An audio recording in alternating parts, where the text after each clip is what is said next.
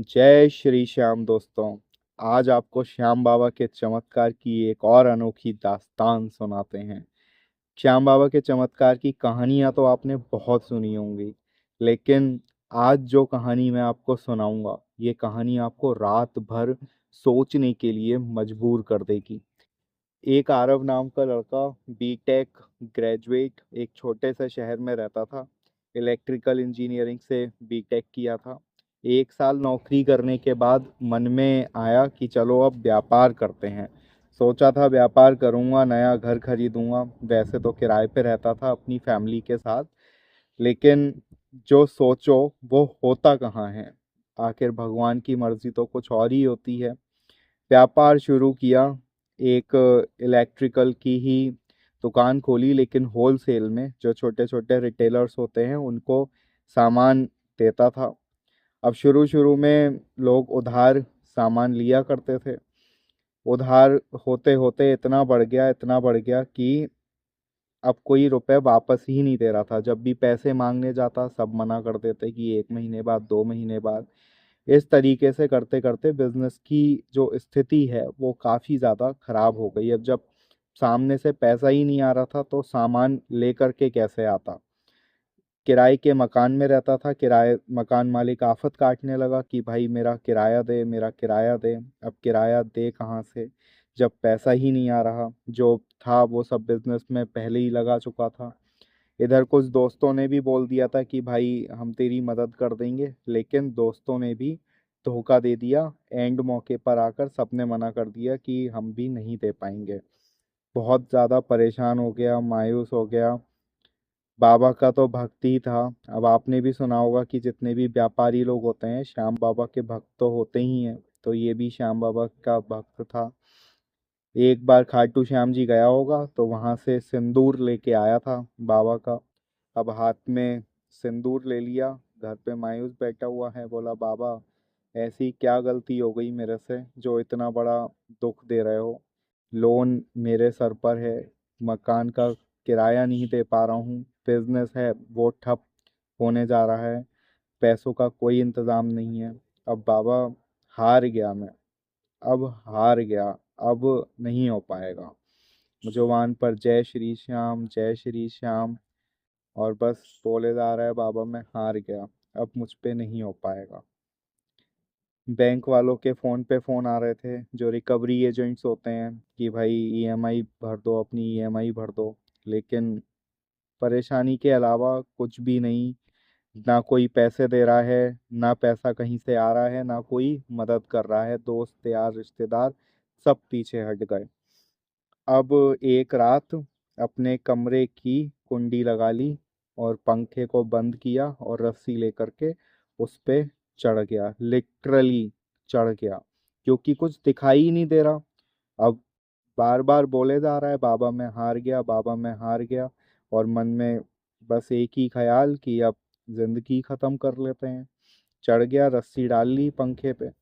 अब जैसे ही हुक डाल के रस्सी को तैयार किया, एक जोर से आवाज आई पटाखे की, जैसे किसी ने बड़ी जोर से खींच के चाटा मारा हो। और रस्सी भाई साहब एकदम टूट गई, फट से फट गई रस्सी एकदम।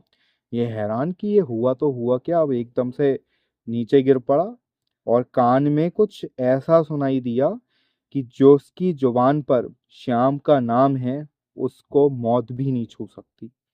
ऐसा कुछ उसके कानों में आवाज गूंजी, और लिटरली गूंजी। बिल्कुल सच बात बता रहा हूँ, सत्य घटना एकदम। उसके कानों में ये आवाज गूंजती है, जिसकी जुबान पर श्याम का नाम है उसको मौत भी नहीं छू सकती। वो नीचे गिर पड़ा एकदम से। उसके फोन पे फोन आया। उस पे लिखा हुआ था श्याम बाबा मंदिर, दिल्ली दरबार, ये लिखा हुआ था। वो उसने फोन उठाया। सामने से पुजारी जी बोलते हैं कि आपका जो नाम है वो हमारे मंदिर की लिस्ट में आया हुआ है। अभी हमारा जो ट्रस्ट है उसने फैसला किया था कि हम लोग जिनका भी कर्जा है, जो कर्जे से परेशान है, पैसों की ज़रूरत है, उनकी मदद करेंगे। तो उस लिस्ट में आपका नाम है। अब हैरानी इस बात की नहीं थी कि फ़ोन आया और वो लोग इस तरीके का कार्य कर रहे थे। करते हैं भाई ट्रस्ट वाले लोगों की, किसी को भोजन देते हैं, कर्ज वाले को रुपया दे देते हैं, कुछ भी करते रहते हैं। लेकिन हैरानी इस बात की थी कि आरव ने ना ही तो अपना नंबर कभी मंदिर में दिया था और ना ही अपना नाम दिल्ली दरबार मंदिर में दिया था। जो दिल्ली में श्याम बाबा का मंदिर है, कभी नहीं दिया था। पता नहीं क्यों, कैसे कॉल आया, ये आरव की भी समझ में नहीं आया। समझ से बिल्कुल बाहर था ये कि आखिर कॉल आया तो आया कैसे, मेरा नाम नंबर। और पुजारी जी ने बस यही बताया कि श्याम बाबा का जो भी है श्याम बाबा की वजह से है, और बाबा की वजह से आपका नाम जो है वो इस लिस्ट में आया है। और सुबह हमारा एक दरबारी आएगा जो भी उनके सहायक होते हैं, वो आपको जो भी पैसों की ज़रूरत है अपने कर्जा निपटाने के लिए, किसी भी चीज़ के लिए, वो आपकी हेल्प उसमें कर देगा। अब इसको लगा कि शायद कोई मजाक कर रहा होगा, ऐसा कैसे हो सकता है। लेकिन मज़ा तो अगले दिन आया। जब अगला दिन हुआ, सुबह ये सोकर उठा और करीब 9-10 बजे दरवाजे पर वो मंदिर का सेवक आ गया और आकर बोलता है कि मैं श्याम बाबा के मंदिर दिल्ली दरबार से आया हूँ, और आपको कल पुजारी जी का फ़ोन आया होगा। आपको जो भी परेशानी है आप बता दीजिए, हम आपकी मदद के लिए तैयार हैं। अब भाई इसके तो आंसू छूट गए कि ये हुआ तो आखिर हुआ कैसे। और सबसे बड़ी हैरानी तो ये थी कि ना ही तो नंबर दिया, ना ही नाम दिया, तो ये हुआ तो हुआ कैसे। अब भाई इसको कोई साइंस क्या बोलेगी, बताओ आप क्या बोलेगी। ये साक्षात चमत्कार है कि नहीं है। बिल्कुल साक्षात चमत्कार ही है यार। ना कभी नंबर दिया, नाम दिया, और अचानक से कॉल आ गया, रस्सी का फटना, एकदम से कान में आवाज गूंजना कि जिसकी जुबान पर श्याम का नाम है उसको मौत भी नहीं छू सकती। और भाई उसको कर्जा निपटाने के लिए रुपए मिल गए, सेटलमेंट कर लिया उसने बैंक का, इतने रुपए उसको दे दिए, किराया भी मिल गया 2-3 महीने का। और उसके बाद जो लोग इसका पैसा नहीं दे रहे थे, जो रिटेलर्स, उनके भी धीरे धीरे कॉल आने लग गए कि आपके पैसों का इंतजाम हो गया है, आप अपने पैसे ले जाइए और हमें और माल पहुंचा दीजिए। और भाई बिजनेस एकदम धड़ल्ले से चलना शुरू हो गया। बस यही है बाबा की भक्ति।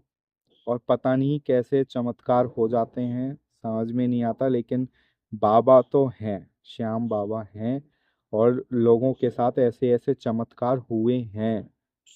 आई होप दोस्तों आपको कहानी पसंद आई होगी। जय श्री कृष्ण, जय श्री श्याम, राधे राधे।